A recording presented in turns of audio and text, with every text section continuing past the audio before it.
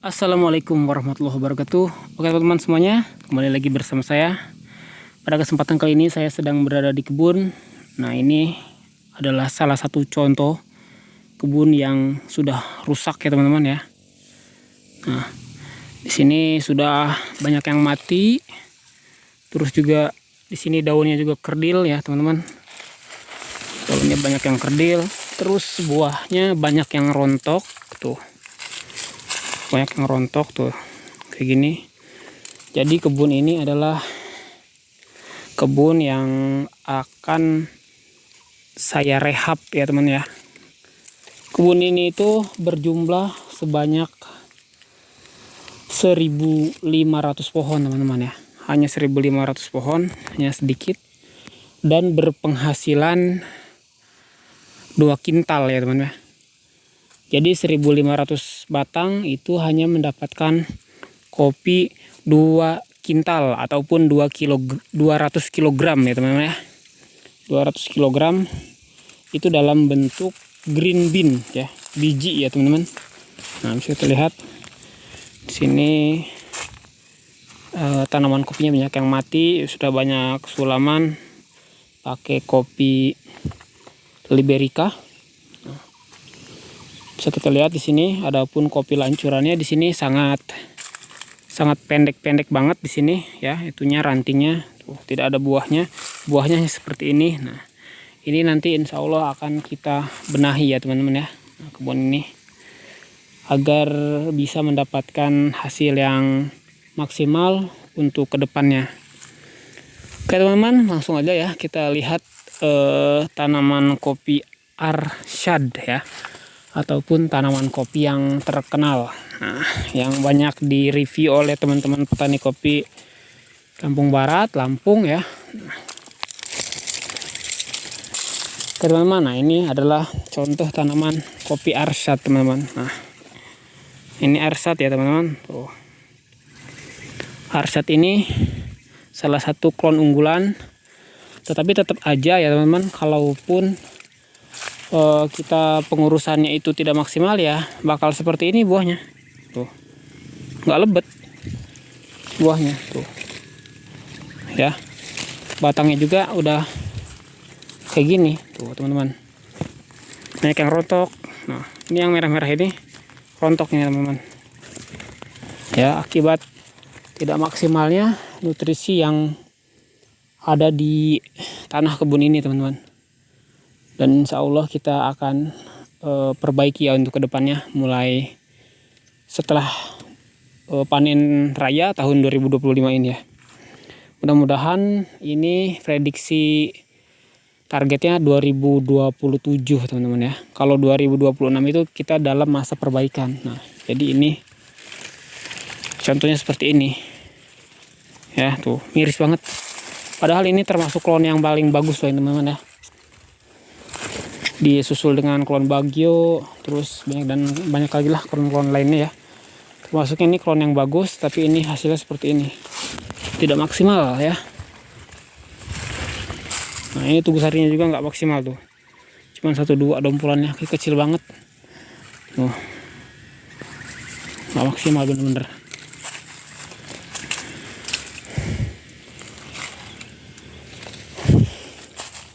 Oke teman-teman ya, tuh jadi seperti ini ya, tuh banyak yang mati.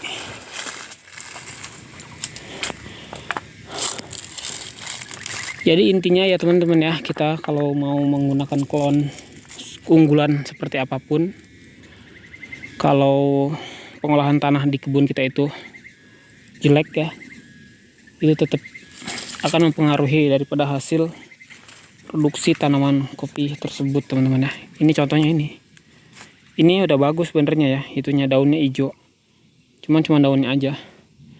Dan di sini untuk pengaturan dahan-dahannya aja masih belibet, masih banyak yang semeraut.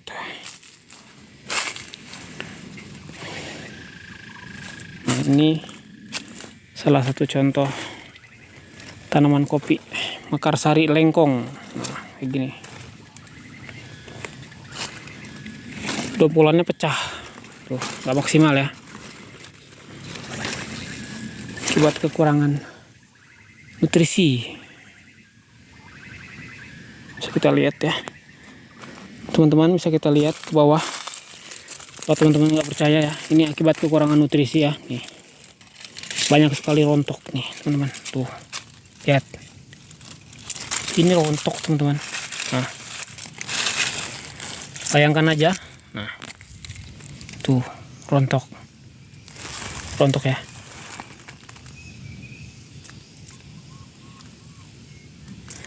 Bayangin aja teman-teman ya, kalau dalam satu pohonnya itu rontoknya kayak gini, ini hanya sebagian belah sini teman-teman ya, hanya bagian sini, belum bagian sana.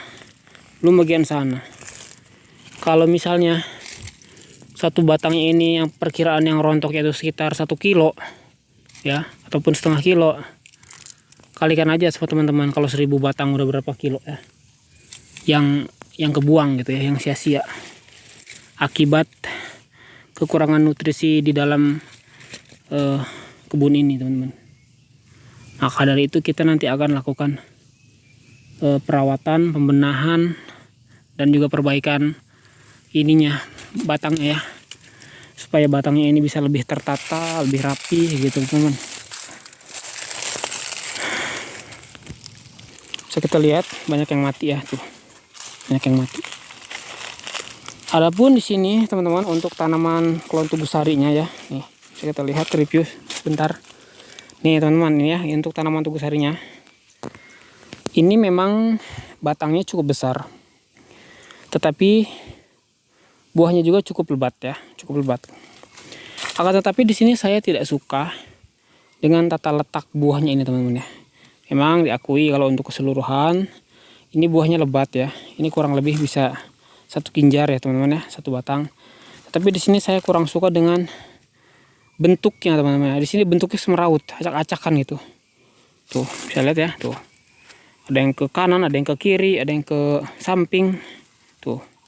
Ini enggak tertata, enggak semeraut. Ini kita kalau proses pemetikannya aja kita nanti pusing, kita muter-muter. Maka dari itu nanti ini ke depannya akan saya pangkas, akan saya rapihin, akan saya atur nanti itunya, bahan-bahannya ya, bahan B0 nya, B1 nya nanti kita akan lakukan penataan. Nah, kalau ini yang ngebalik ke as itu dibiarin, yang penting buahnya lebat gitu ya, jadi nggak memikirkan kerapihan gitu. Nah, seperti inilah teman-teman ya, contoh tanaman kopi yang harus kita perbaiki ya, yang harus kita perbaiki kayak gitu. Habis. Nah, coba kita ke sebelah atas sini. Nah, bisa kita lihat teman-teman ya, tuh ini sangat semeraut teman-teman ya, padahal itu asnya di tengah ya, itu asnya tengah. Kita lihat tuh asnya itu, tapi asnya tuh sampai nggak kelihatan teman-teman, tuh sampai nggak kelihatan ya. Nanti ini bakal kita gibas. Memang kalau dari buah memang lumayan gitu, tapi kurang suka dengan tata letaknya, jadi kelihatan nggak rapi gitu. Oke, kita ke sebelah atas lagi. Ini kebun yang benar-benar harus mendapatkan perhatian kayak gini teman-teman ya. Oke, nah, tuh lihat seperti ini ya penampakan ini. Tuh nggak maksimal teman-teman ya. Ini untuk ke B2 nya ini nggak ada harapan, udah kerdil tuh ya, udah kerdil. Nah apalagi ini lihat, ini tugu sari nih, tuh lihat sampai kayak gini teman-teman ya, lihat